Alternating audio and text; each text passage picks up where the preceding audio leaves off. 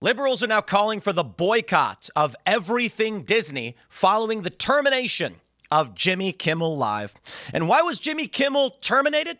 Well, it's not just that he lied to the American people about the political leanings of Charlie Kirk's assassin. It's not just that he mocked Donald Trump over mourning the death of a personal friend. It's not just the shocking callousness by which he did not care a man was killed in cold blood in a political assassination. No. It was that he wouldn't apologize. Indeed. Hollywood Reporter has an update on the story from last night where Jimmy Kimmel said he wouldn't apologize. He didn't need to, but he would address the backlash. The response, the FCC chair, Brendan Carr, said, we are potentially going to launch an investigation. And that's big, bad news for these companies. They don't need that. And I'm going to be honest. If you're ABC, you do not want to have to walk back, issue an apology and correction over the lies put out by some crackpot. He hates the right so much that he was willing to say psychotically evil things. And ABC's like, guy, we're not going to bat for you over this. This is your problem, your fault. And you know what Jimmy Kimmel said? He said he wouldn't apologize. So they're going to boycott. We'll go through all of this. But I love the whinging and the wheezing from all these personalities who seem to have amnesia. Like they're forgetting about Gina Carano, Roseanne, Tucker Carlson, Megyn Kelly. Oh boy, the list goes on. As if this was the apocalypse. Well, how about this? How about I play for you a clip of what Jimmy Kimmel had to say when Tucker Carlson lost his show? Or read you the transcript from Brian Stelter of CNN when Roseanne got fired over a joke. These are not serious people, and you know what? I'm not going to go to bat for them. Jimmy Kimmel had every opportunity to apologize and say we got the facts wrong or whatever it may be, and he didn't want to do it. So what happens is Nexstar, which owns a bunch of TV stations, said we're going to preempt the show. Basically, they're going to air something over him. Sinclair said, we're going to air a tribute to Charlie Kirk instead of Jimmy Kimmel. So ABC had no choice. All of their affiliates were basically going to break from them, and it was going to look really bad. Why?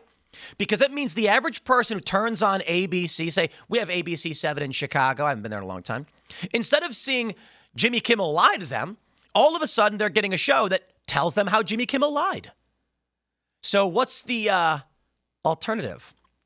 But before we go any further, my friends, head over to castbrew.com and pick up some amazing Cast Brew coffee.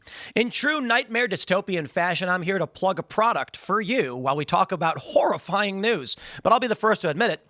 And the reality is, Cast Brew coffee helps support the show. We sell this delicious coffee. We've got the 1776 Signature Brew Birthday Blend. But you know what? Everyone's favorite is Appalachian Nights. Personally, my favorite. We also have Ian's Graphene Dream. It's a low acidity coffee, and it sells like hotcakes. I don't even know how the Graphene Man has done it, but he has. So I certainly understand it is crazy in these times to be talking about such nightmarish things and then be like, but don't forget to buy some coffee. But it really does support the work that we do. And to be honest, all the revenue that we're generating from Cast Brew is going towards trying to set up these physical locations and build community. So, castbrew.com. Now, back to the news.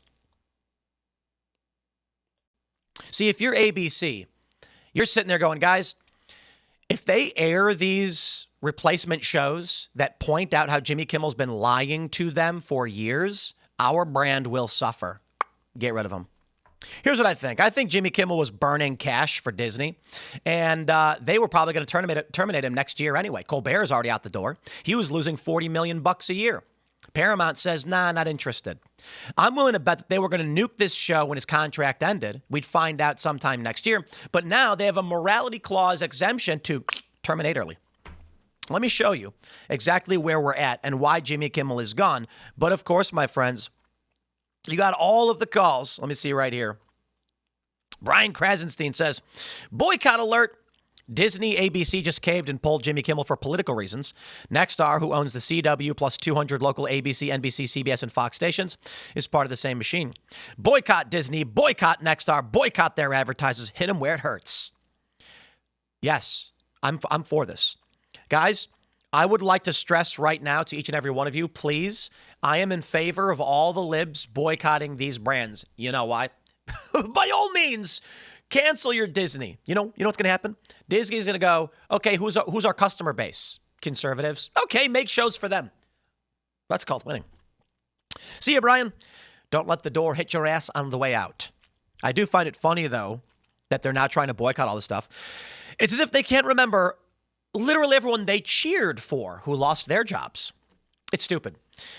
I went over to Mediaite, see the media reaction, and they've got some YouTuber guy who's like, we will get power again, and when we do, we're coming for you. And I'm like, you already did. Been there, done that. You think we care? The game is on, baby, and we begged you not to play it, but you wanted to, so welcome to the world you asked for. Democrats said over and over again, we should get rid of people with naughty opinions and who say naughty words. And Jimmy Kimmel did just that. So we said, okay, I will oblige. And now they're going, oh, how dare you give me what we asked for all those years? They come to me and say, don't you believe in free speech? Won't you defend Jimmy Kimmel's free speech? Yes, 100% I will, as a philosophical concept. And then I'll say, with all due respect to Jimmy, who likes the idea of people losing their jobs for saying naughty words, I will respect his worldview and sit back and put my feet up because this is what he asked for. Let me say this again. I got a video for you. I'll play it. Jimmy Kimmel celebrating other people losing their jobs. Liberals celebrating other people losing their jobs. Roseanne, for instance. And they said it was a good thing. Far be it from me to deny Jimmy Kimmel the good thing that he has requested of me. I am magnanimous.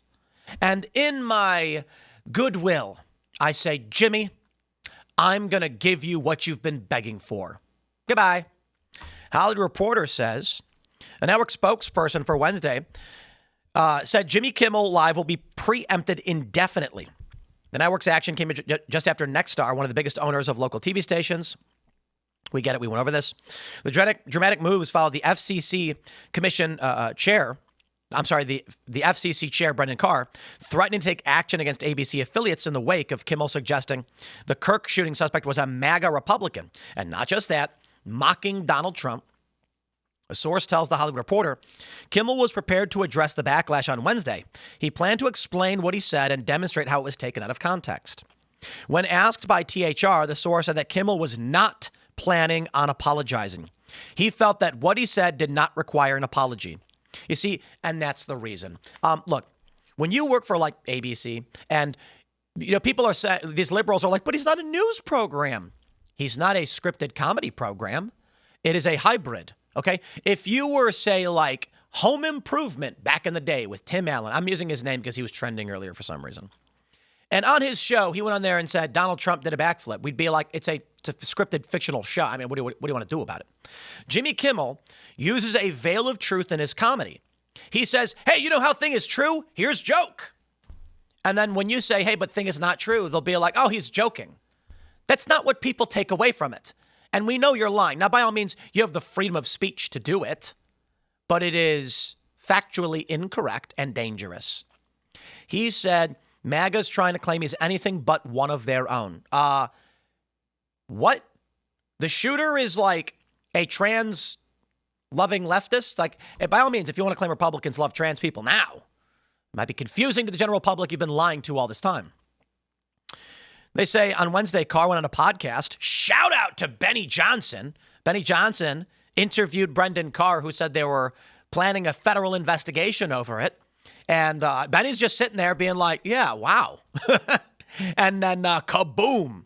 It's, I describe Benny's actions like this because it is almost like he was drinking a cup of coffee and put his feet up and accidentally his heel clicked the drop the nuclear bomb on ABC button. And he went, oh.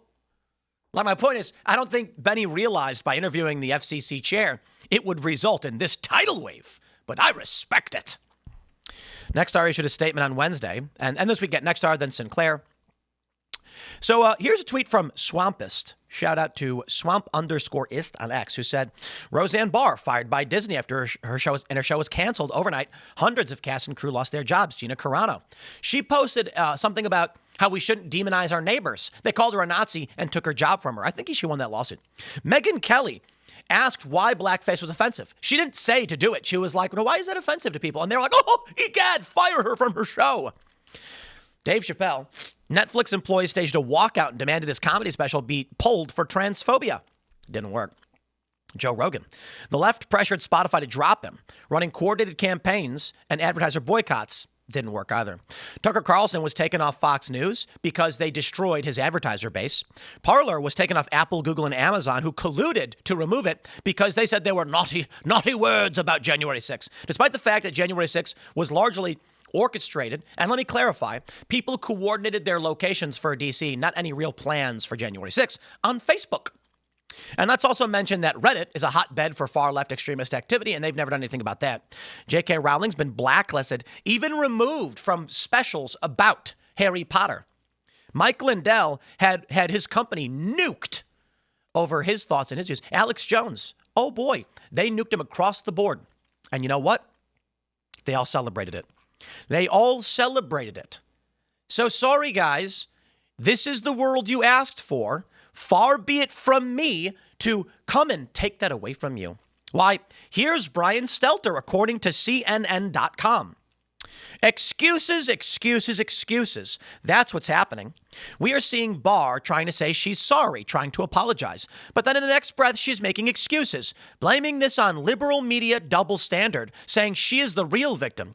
Here's the sense of how we got here in this head-spinning 24 hours. That's right, Brian Stelter, excuses. Roseanne Barr posted a tweet. It was an image of Valerie Jarrett, and she posted the monkey lady from Planet of the Apes, and says, this is what she looks like. And they were like, but she's black. And Roseanne was like, I don't know that. She's like fair-skinned and looked like the lady from Planet of the Apes. And they were like, how dare you be racist? And they destroyed Roseanne. It's funny. Did you guys know that we had Roseanne on the show recently? They tried to bring her back to the Connors because they get rid of her. They launched the new show, The Connors, and they're like, Roseanne is dead. And they tried to bring her back as a ghost because the show was failing. Because everybody loves Roseanne. America's Mom, they called her. Well, you guys gloated and laughed, and far be it from me to take that all away from you. Sinclair, the Nick Sorter reporting, is now going to be airing a tribute to Charlie Kirk, as I mentioned earlier, and I'm all for it. Charlie was a good man. He was a nice man. And you know what's really fascinating? I was watching the TV, the news the other day with my wife, and there was a guy on saying, they killed my friend, et cetera, et cetera. And my wife is just like, how is everyone friends with Charlie? It's crazy. And I'm like, well, to be honest, they're just putting his friends on TV, right? Charlie, of course, had a big network, and so he had a lot of friends. That's fair. But I think the reality is everybody was friends with Charlie. You know why? Because Charlie, at these events, would shake hands with everybody. He'd stop and he would talk to you. He would offer help. So I've heard stories where someone said, I'm really trying to do it. Like somebody would come up to Charlie, he didn't even know him, and he'd be like, I really wish I could do this thing. And Charlie would be like, okay, give me your information. Let's make this happen. And then he'd get like a staffer.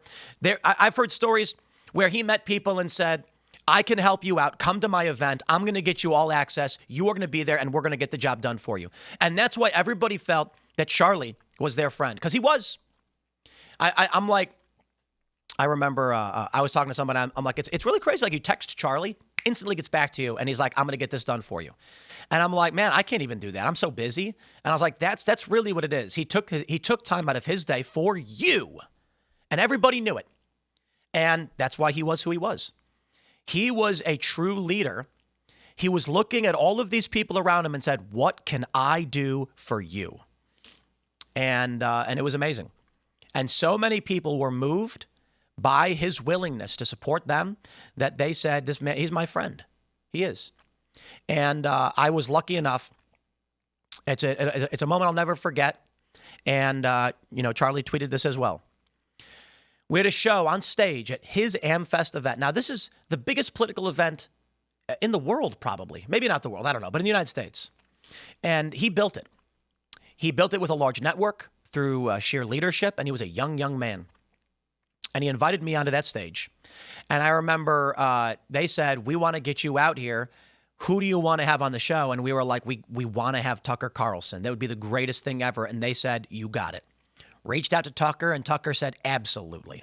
And it was my greatest honor and privilege to get to sit next to these two titans, Tucker Carlson and Charlie Kirk, Luke Rudkowski, Seamus, and Ian, on this stage with two of the biggest political personalities of our generation.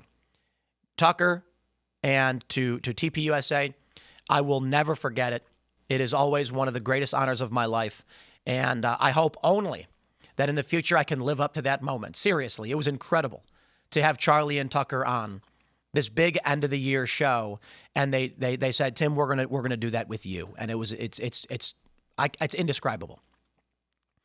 And Charlie did that for us. I can't believe it. When we were talking to him, I was like, I can't believe the lengths Charlie went to get this done.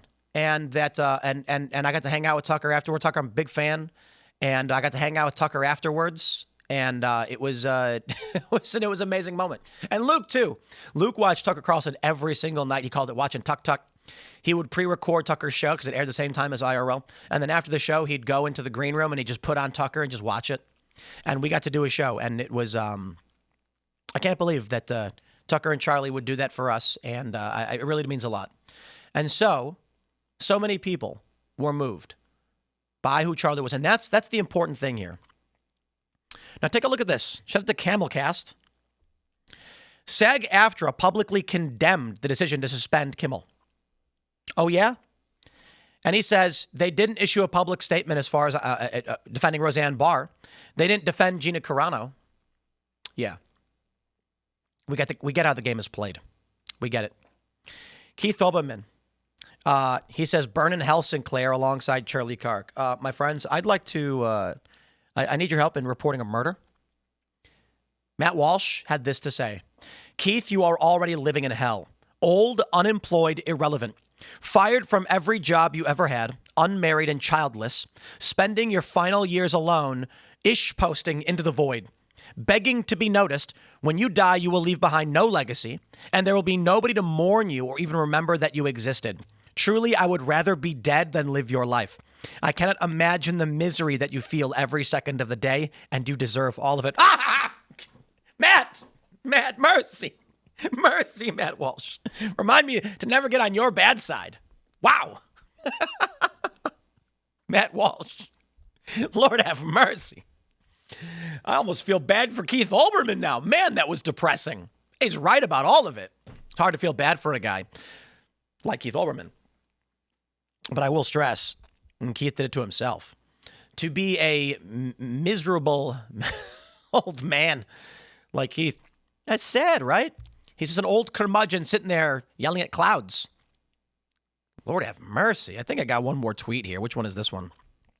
Yes, as promised. You ready for this? Here we go. Fox News has severed bow ties with Tucker Carlson. After all these years, they are parting ways, which means he was fired. I mean, that's really what parting ways means. Tucker couldn't be reached for comment. He's already on a plane to Moscow to meet with his manager. But what a shock. I mean, what an absolutely delightful shock this is. Now Tucker can spend more time at home tanning his testicles and touching himself to that sexy green M&M. Sadly, he's probably not done poisoning old people's brains. The question now is, where will he do it next? Will he go to OAN? Will he go to Newsmax? Will he crawl back up Satan's fiery beehole from whence he came? We don't know. One of the most despicable mother Tuckers ever to appear on American television. And let me just stress, Jimmy Kimmel's probably not done poisoning the minds of old people, but the question is, where will he do it next? Will he go to YouTube or TikTok, start his own podcast? Maybe he can join Don Lemon and do the Lemon Kimmel Hour. Sounds fun. I will just say this, Jimmy, your audience is overwhelmingly over 70 years old, so, you know, glass houses and stones and all that. It is funny, though, because when I talk to these liberals, they're like, Tim, isn't your audience all like 70 years old? And I'm like, no, they're 30. 33, I think, is the median. So the general demographic spike is like, it's like 20-something%, 18 to 24. Then it's like 40%, 24 to 35. And then the second biggest is 35 to 55 or whatever. It's very little in the older range, and it's very small in the under 18. We don't really have much, if any. And that's true for everybody on YouTube. You know what I mean? Like, if you're a liberal on YouTube, you have the same audience because this is where people are watching the content, like millennials largely. Younger people are on, I don't know, TikTok or whatever, but not for long form. Also, I'll just stress this. We're not doing shorts anymore. You may have noticed we don't really put up the shorts because that was stupid and a waste of time. And I know there were a lot of people like, I really like those. They don't make money. They take time to produce. They don't give you the full context. It just doesn't work. And I literally don't care anymore. It is what it is, as an aside. So by all means, y'all can boycott, do whatever you want, but it's a waste of time. And I'm just going to say this. I went to Mediaite, and there's this liberal guy on YouTube, and he's saying, like, you've taken our jobs, and you've canceled our favorite comedian. And I'm like, I think he's joking, because favorite comedian, that's funny. But I'll just say, in all the comments, they're like, this is fascism. And I'm sitting here being like, yes, correct. And it's what you made and what you started. So my attitude is this. I don't want anybody getting fired from their job for their speech. There is a line, calling for violence or issuing veiled threats, 100%. That's not speech. So when the people say things like, Charlie Kirk deserved it, and then they say something like, who's going to do Tim Pool next, which is what they're doing, yeah, you should get suspended, banned, fired, whatever, like, that's crossing the line. But when someone says something like they hated Charlie Kirk and he was a misogynist or whatever and they get fired, I'm not for that. I'm not. I'm absolutely not. That being said, far be it from me to stop you from getting you what you want. I'd feel bad, really. You know, these liberals spent a decade saying, we want a world where tech platforms can choose to remove whoever they want. And we said, no, you shouldn't be allowed to do that. People have a right to express their opinions. And then they got what they wanted. And you know what? We've never actually defeated that system. So as they are all now getting suspended because they've offended their big tech overlords, my only response is, well, okay, I guess you win. Have fun. You planted the seeds. Now you got to reap what you've sown. How about that? I'm going to wrap it up there. Stay tuned. We got more coming up through the day. Smash the like button. Share the show with everyone you know. Join the Timcast Discord server. Head over to timcast.com and click join us. And we'd love to see you there. Thanks for hanging out. We'll see you on the next segment.